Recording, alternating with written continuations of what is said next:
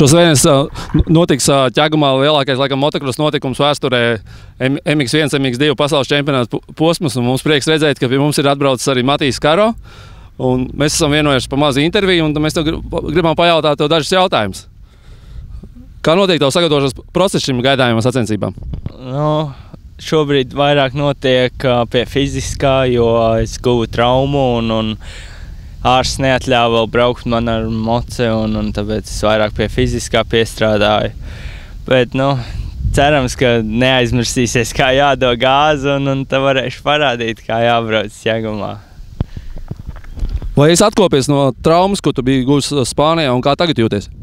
Tagad jūtos ļoti labi, trauma arī sāk jau gandrīz pazust, un drusciņi jau jūtu vēl, bet, ārsts teica, ka vēl 3 mēneši jutīs to īkšķi, bet braukt varēs, un tad jau redzēs, kā būs, bet es domāju, ka būs labi, jo tagad es varu pabraukt ar moci arī, un lēnām sāku ar ričuku pabraukt, un nesāp vairāk īkšķis.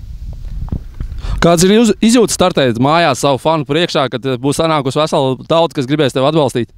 Tas ir ļoti laba izjūta. Es jau gada sākumā gaidīju šo posmu, un kā gribējās atkal beidzot mājās uzbraukt, un ja pareizi sanāk, tad šī būs vienīgā Latvijas gonka man, bet būs foršs Ķegums, un man vienmēr ir paticis šeit, un esmu daudz braucis šajā trasē, un gandrīz visas špūrītes zinu, bet tagad jau pārveido, trase būs savādāk, bet tāpatās smilti jau pazīstu. Vai mēs no tevis varam gaidīt, ka spējas iepriecināt visus savus fanus, kas būs ieradušies šeit uz šo posmu?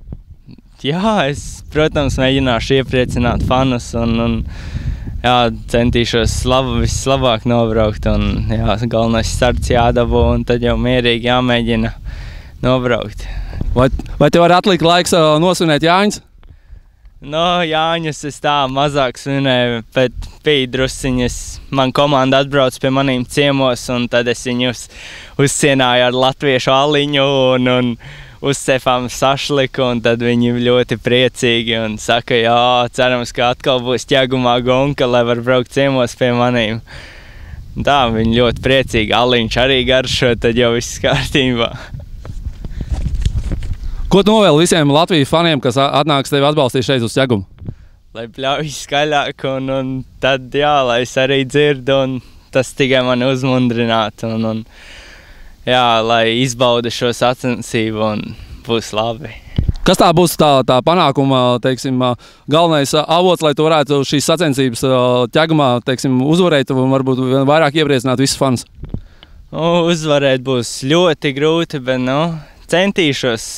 Šī trasa smilšaina, un tādi franči uzreiz, man liekas, ka būs lēnāki, un lielākas iespējas būtu labi nobraukt. Bet tad jau redzēs, jo viss, kas var atgadīties, bet es ceru uz to labāko. Paldies, Matīs!